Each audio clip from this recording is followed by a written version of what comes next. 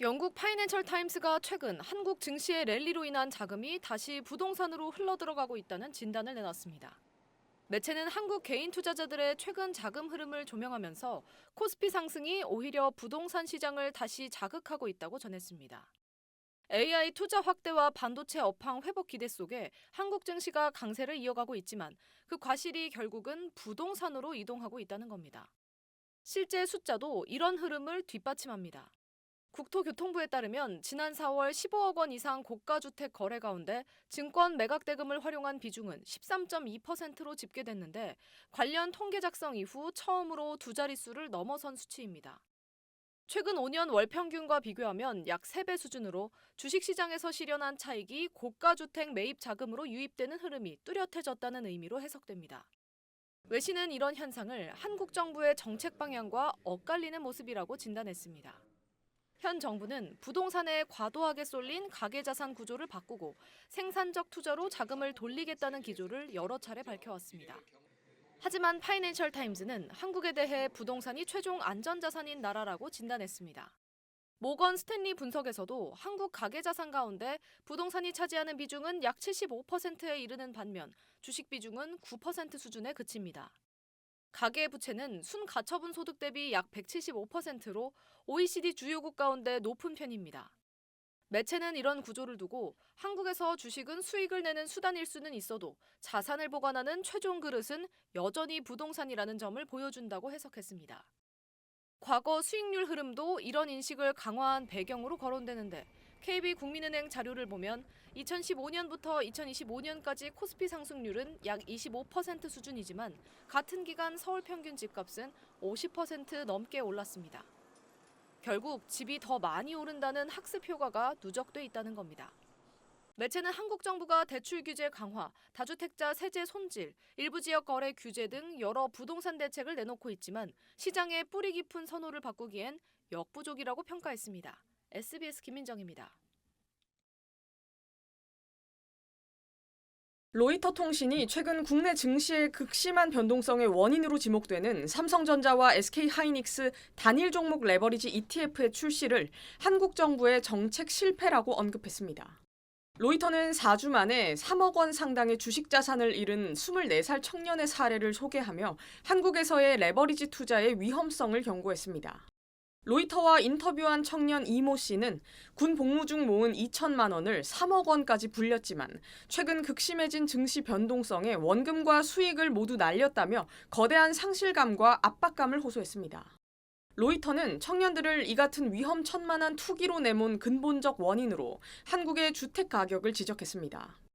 서울 아파트 평균 가격이 연봉의 14년치에 달하면서 평범한 노력으로는 자산을 모을 수 없다고 느낀 청년들이 위험성 높은 레버리지 주식 투자를 유일한 탈출구로 삼았다는 분석입니다.